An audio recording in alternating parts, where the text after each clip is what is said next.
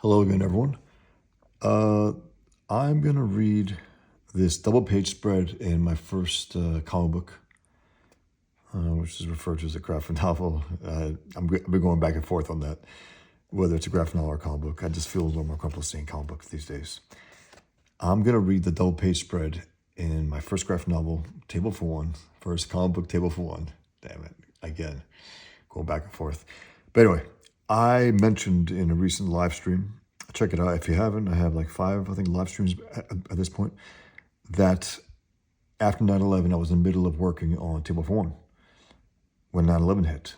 And I asked myself, am I going to continue this or am I going to dive right into my reaction to 9/11, which ended up being Pigman? And I had to sit and think about it for a bit.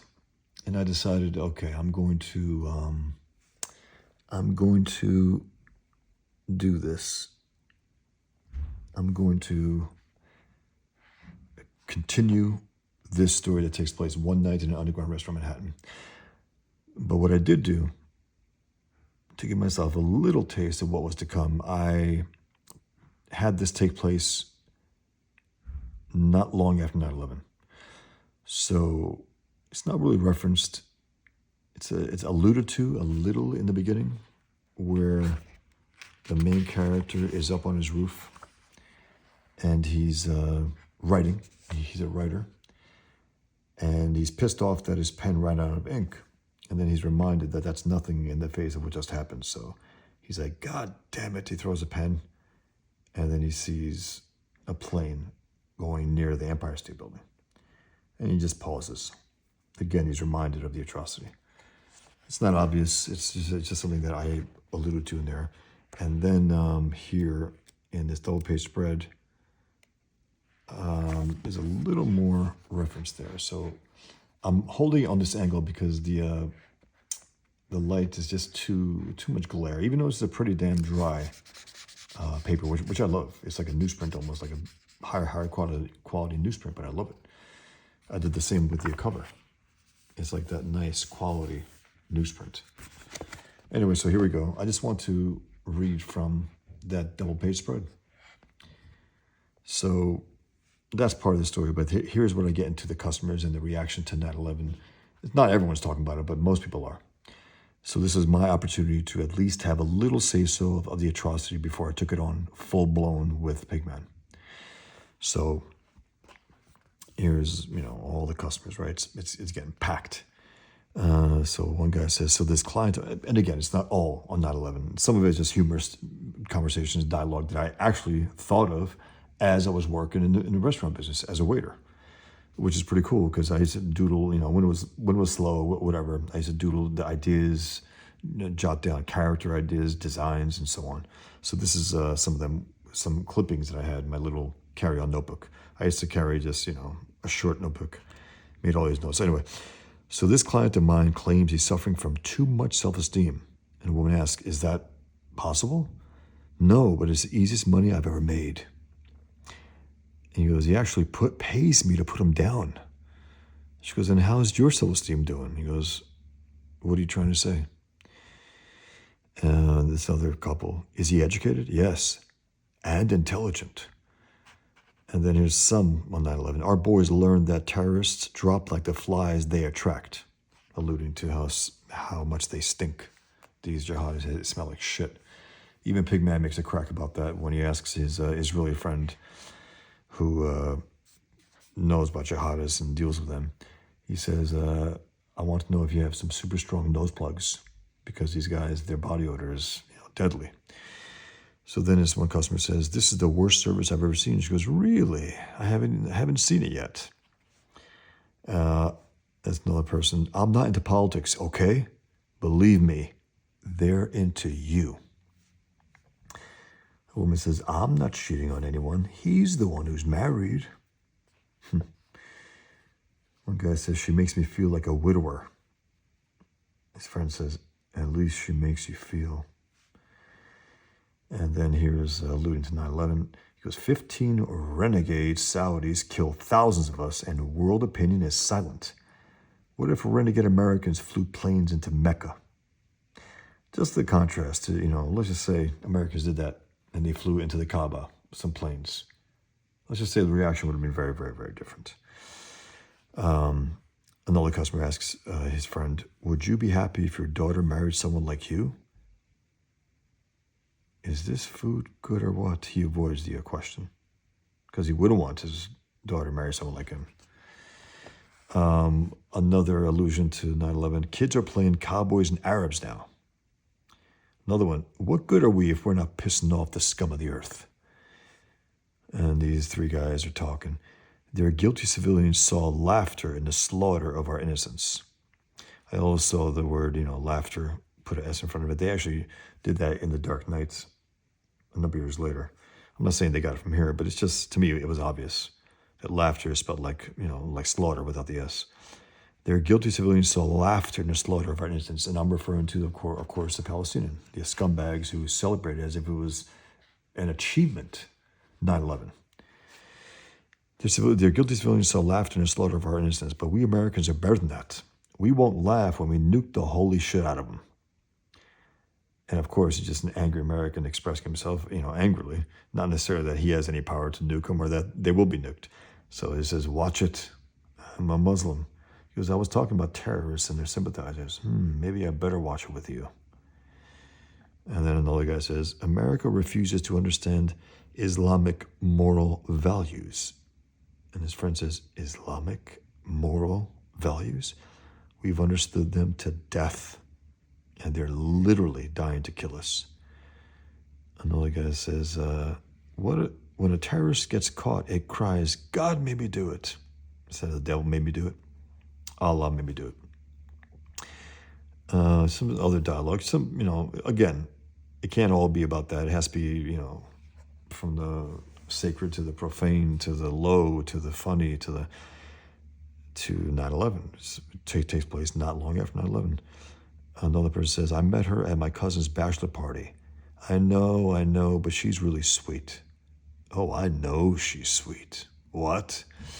And just one interjection, as I always do in these videos. After 9/11, I remember working in a restaurant, and I knew a couple of customers. They were regulars on Saturdays, them and their wives. Two of the guys died in the towers. And I saw their wives after. They came a few times here and there. And one of them was,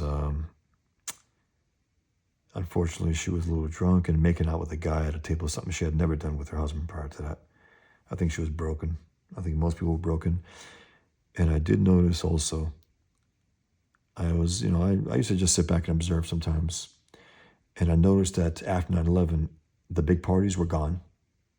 The 6 people, 12 people, there were no more of those for a bit. It was only husband and wife, boyfriend, girlfriend, or very intimate, small parties like mother and father and a child, let's say. It's something about that day made people closer to what they really cared about and who they really loved. They wanted to keep those that they loved closer to them. That's all. And I did notice that for a while, not that long, but for a little bit, it was a more intimate clientele, let's just say that, after 9/11. Okay, so I don't care if they wear American flags as turbans. They're all suspect now. What about our civil liberties? What about our lives? You know what keeps me up at night? If they had our power. And that's the thing that kept me up at night. It's like, if these savages had our power, it's over. The world would be Islamized. They would have nuked, every opponent if they could. Kripnik says, there's a great cafe down the street if you want some real dessert, because he was being pushed to get customers out. So that's how he figured, right? I'm really into her. But what do you think of her as a whole? As a whole? Different meaning. Well, I guess she's better than jerking off, but hey, man, I love this bitch. We have to be more Batman than Superman against these super victims. He's talking about the jihadists, right? And I think you get my meaning. We got to be more strategic, smarter. We can't be just being, powerful and just without any kind of consideration. We got to be very smart when we respond to 9/11, which we didn't do. We bombed mountains like idiots, and Osama bin Laden ran. He got away into Pakistan. Anyway, so this is the last one of this section, at least. I'm still going to read the bottom. It has nothing to do with 9/11, but I just want to read them. So this is the last one with with Will, my hero. I mistook the heroes, right? This is William Howland. He's the lead of this story, and he's hearing some customers talk. Before that, one guy says, in my Jihad 101 class, we decided that the root cause of terrorism is, and that's Will's thoughts, terrorists. It's not technically true, but that's just his way of, what's all you guys talking about? The root cause. The root cause is Islam, Jihad, Muslims who take it seriously. So there's one waiter says, waiter, to Will. He goes, waiter, can you please tell my confused friend that we live in a gray world? Can you please tell my confused friend that we live in a gray world? And he goes, we do live in a gray world. He goes, thank you. Which is why I have to see it in black and white. He goes, oh, God. The idea is that even if you recognize the world as being quote unquote gray, that does you no good if you can't distinguish between the gray and between the white and the black. It does you no good. Even if you believe that, let's just say. You have to make distinctions, right? Between good, bad, good and evil, true, false, and so on. So he goes, can you please tell my confused friend that we live in a gray world? He goes, we do live in a gray world. Thank you. Which is why I have to see it in black and white. That's even more so. If you believe the world's gray, that's even more of a reason to try to at least delineate between black and white, to try to look through that gray and find the black and white. So, and then there's these parts here.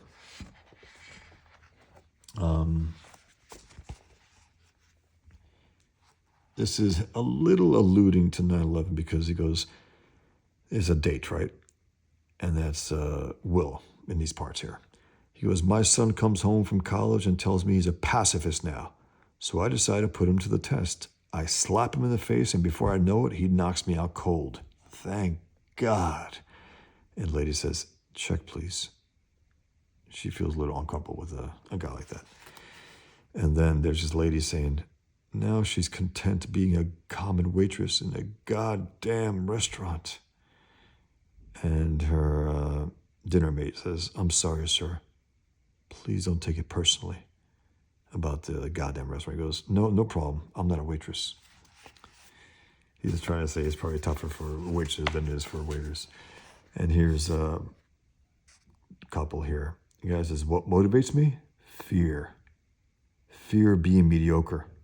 She goes, you must be scared shit. Oh, come on. I'm joking. And the other guy's like, he's on a phone in the middle of dinner with, I guess, some kind of potential employee. He goes, Mom, listen, I'm in my car. Yeah, sure. See you soon. Bye. Anyway, listen, kid, you're going to love working with us. Trust me. And the guy's looking at him suspiciously like, oh, man, he lies to his own mother. And then you have Ayn Rand talking to Leonard Peikoff.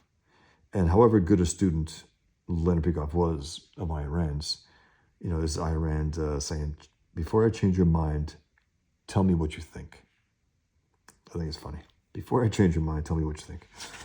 And then you hear, oh my God. And that is Kripnik Shvagula. And check out my video on the secret of Table for One. There's a secret, right? Check it out. It's on my list. So I just wanted to share that with you. I alluded to 9/11 to some extent here because I had to ask myself, am I going to dive right into Pigment or am I going to continue this? So I decided to continue. And then I decided to just, make mention of it a little. That's all for now. Thanks for watching. If you could subscribe, I would appreciate it. If you like this video, if you could like it, press the like button and spread the word. I'm going to try to grow this channel. Thanks, guys. Take care. Be well.